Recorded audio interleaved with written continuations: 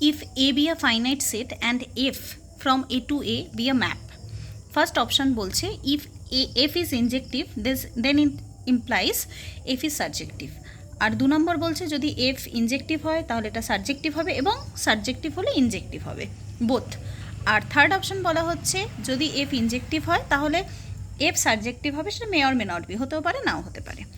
যেহেতু এখানে আমাদের অপশানে বলাই আছে, আমাদের কোশ্চেনে বলাই আছে যে এ ইজ আ ফাইনাইট সেট, তাহলে আমরা খুব ছোট করে একটা যদি সেট ধরে নিই যে এ এর 4টে এলিমেন্ট আছে এ বি সি ডি, আর এটাও যদি ধরে নিই যে এফ অফ এ হলো সি যাবে, F of B A, F of C B, F of D D, একটা র্যান্ডাম ধরে নিলাম। এবার এটা যেহেতু ইনজেক্টিভ ধরছি, প্রথমে ধরে নিচ্ছি যে এফটা ইনজেক্টিভ, তাহলে এফটা যেহেতু ইনজেক্টিভ তাহলে প্রত্যেকটার আলাদা আলাদা ইমেজ থাকবে প্রত্যেকটার, তাই প্রত্যেকের আলাদা আলাদা ইমেজ হয়েছে।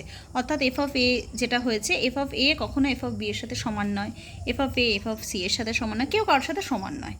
তাহলে এখানে দেখা গেল যেহেতু ফাইনাইট সেট এবং কেউ কারোর সাথে সমান এবং দুটো সেটের এলিমেন্টের নাম্বারও সেম, তাহলে কি হচ্ছে এখানে যে রেঞ্জ সেটটা আসছে, রেঞ্জ সেট প্রথমে কি আসছে, প্রথমে সি আসছে, তারপর এ আসছে, তারপর বি আসছে, তারপর ডি আসছে।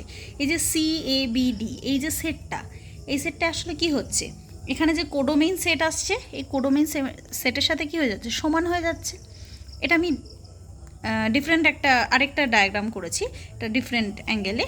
জাস্ট এখানে এটা দেখুন যে কোডোমেইন সেটটা কি হচ্ছে, রেঞ্জ সেটের সাথে সমান হয়ে যাচ্ছে, that's why it is subjective.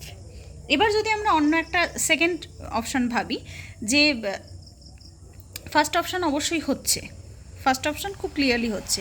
এবার সেকেন্ড অপশান হচ্ছে যে এফ যদি ইনজেক্টিভ হয় তাহলে বলছে সাবজেক্টিভ হবে, এটা তো হয়ে গেল। এবার যদি এফ সাবজেক্টিভ হয় তাহলে কি ইনজেক্টিভ হবে?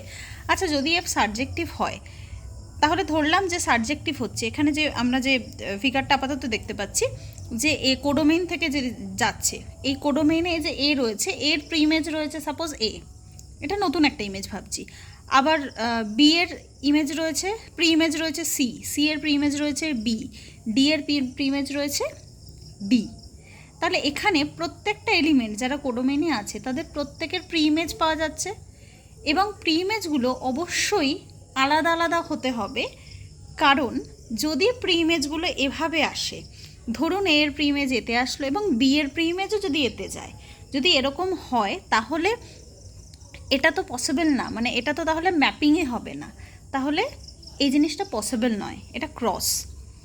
তাই এর প্রিইমেজ আর বি এর প্রিইমেজ কখনো সেম হতে পারে না, তাই এই কেসের মতো ডিফারেন্ট প্রিইমেজে যেতে হবে।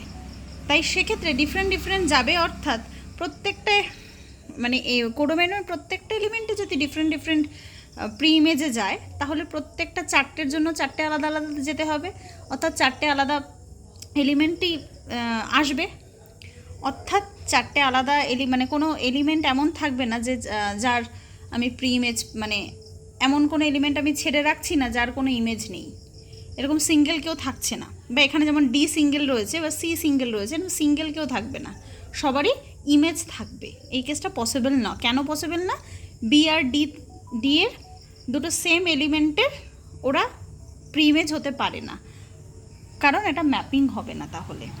তাই সেই ক্ষেত্রে আমরা এটা বলতেই পারি যে এফ যদি সাবজেক্টিভ হয় তাহলে এটা অবশ্যই ইনজেক্টিভ হবে, এবং যদি ইনজেক্টিভ হয় তাহলে এটা অবশ্যই সাবজেক্টিভ হবে ফর ফাইনাইট সেট।